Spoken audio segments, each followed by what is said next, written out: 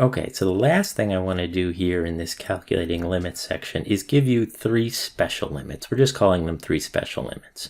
One is going to be very important for us, and the other 2 are just nice to know about.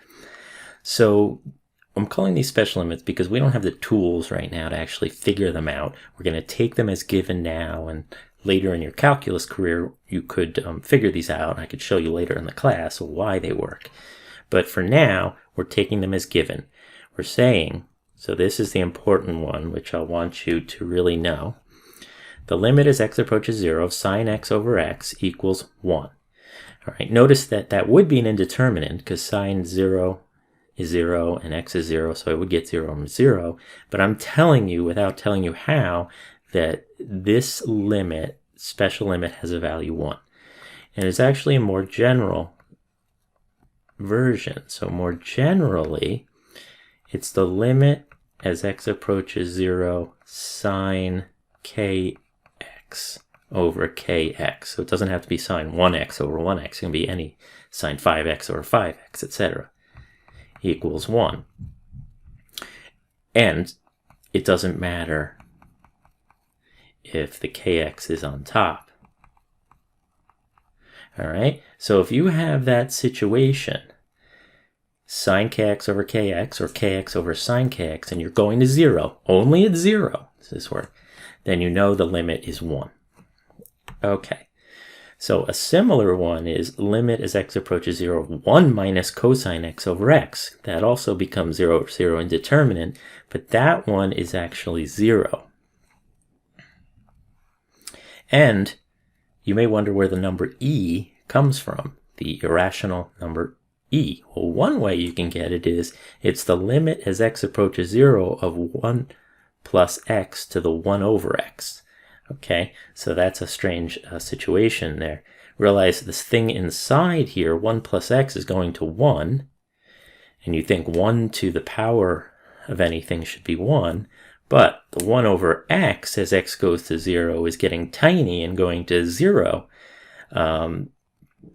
So that's a problem. So I'm sorry, the 1 over x as x goes to 0 is getting huge. So this is going off to infinity. We'll talk about that a little later. But so you've got a 1, which wants to stay at 1 inside, but going off to infinity, which wants to grow this thing forever. And that's a battle going on. And the end result is that this comes out to be the special number e. Okay, so again, these are very nice to know. I'm not going to ask you to commit those to memory. I do want you to know about this situation thoroughly. Okay, so let's take a look at how this might play out.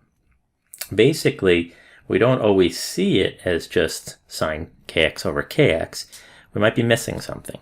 So here's the limit as x approaches 0 of sine 4x over x. Okay, but it's not exactly what I want. So here's what I'm going to do. That's what I have, but what I'm missing is the 4 in the denominator.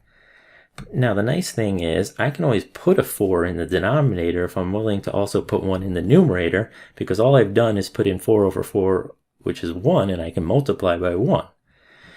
And now I've created this special limit situation there.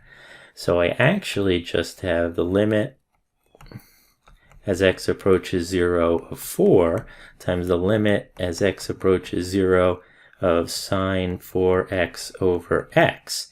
And I can do these individually. This one I know is just the limit of a constant, so I get 4. This one is the special limit we just talked about, that's 1, and overall this is 4. So sometimes we have to play games with constants, putting them in the numerator and denominator, because we needed to match that 4x, the sine 4x, with a 4x. All right, so that's a little game we can play in order to figure out some of these.